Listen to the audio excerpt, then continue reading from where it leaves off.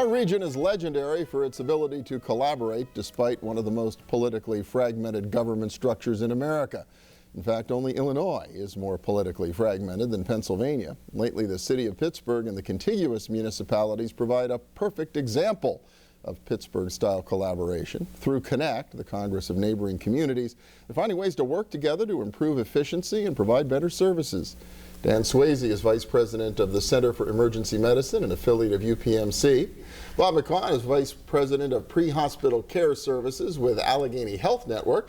And Kathy Risco is Executive Director of Connect. Welcome. Good to have all three of you here. Well, thank you. Thanks for having us. Kathy, for folks who don't know Connect, you've been around for how long now?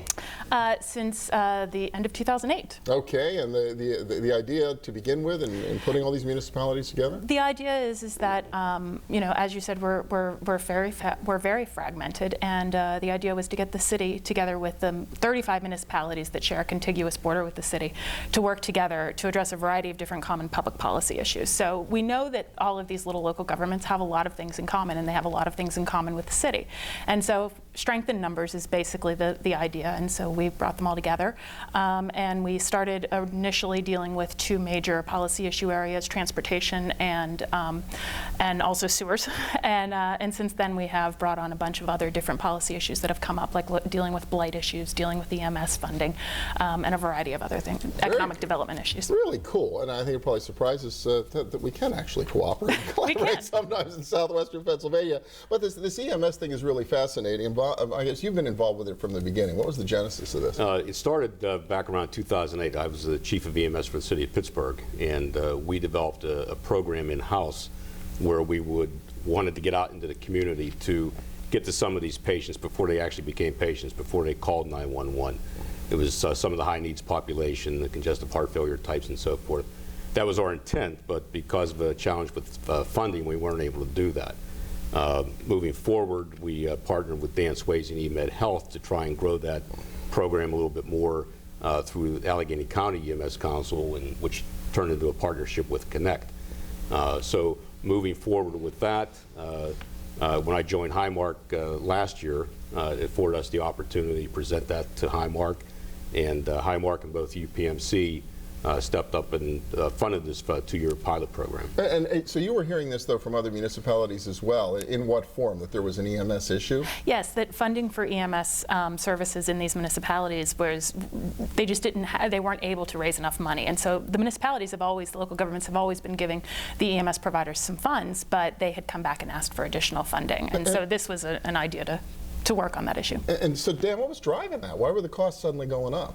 There's a lot of factors that go into this when you look at the cost of the technology that's on the ambulances, when you look at the cost of delivering these things. But a lot of it is just the demand that's out there now. We know that healthcare utilization is continuing to increase because of an increase in obesity rates and an aging population. And so we really fundamentally have to change the way that we think about EMS providers and what their role is in this whole healthcare continuum.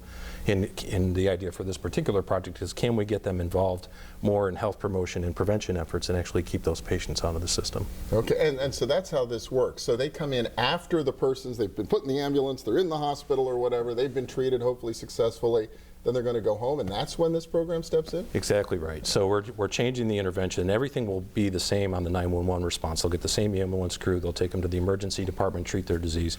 Afterwards, though, we'll have a specially trained team of community paramedics follow up with that patient once they get home to make sure that they've got all the medications that they need, that they've been enrolled in all the social service agencies that they're eligible to receive, things that often get in the way of the person being able to adhere to their discharge instructions and actually managing their disease on their own. And by plugging in those gaps, we're hoping that people will become more effective at managing their own diseases and be able to keep out of the healthcare system overall and enjoy a better quality of life as a result. Now, I'm sure it's costing something to set this up, but to me it seems like what's so cool about this is you're really taking the root cause of why these costs are going, rather than just writing bigger and bigger checks. It's how do we actually try to solve the problem? Exactly, and that's part of it too, with reducing healthcare costs and the opportunity to collaborate with the community hospitals and the paramedics especially, because they know who these patients are, and by partnering with them, getting into the community and hopefully reducing the healthcare costs and then collaborating with all those folks that need to come to the table to make that work. And Dan, you've been at it for a while. Do you have a sense this actually works? Yes, absolutely. There's, in addition to our efforts, which have been going on since around 2003, there's other places across the country that are finding similar results. When you have a community paramedic go in and provide these types of services, the cost savings is pretty significant. Wow, well, this is really exciting. Congratulations to everybody involved with this particular program. thank Certainly you. Connect's making some real progress here. We in our are. region. We are indeed. And you know, for local elected officials, this is just another service that they're offering to their constituents. So it's really a win-win for everybody. It sounds like it. Well, congratulations, Kathy Risco from Connect, Dan Swayze from UPMC, Bob McGon of the Allegheny Health Network, newly formed. Thank you so much. Appreciate it. Thank you. Thank you. And next up, when preparing and responding to crisis, a resource for local employers you may not be aware of. Stay with us.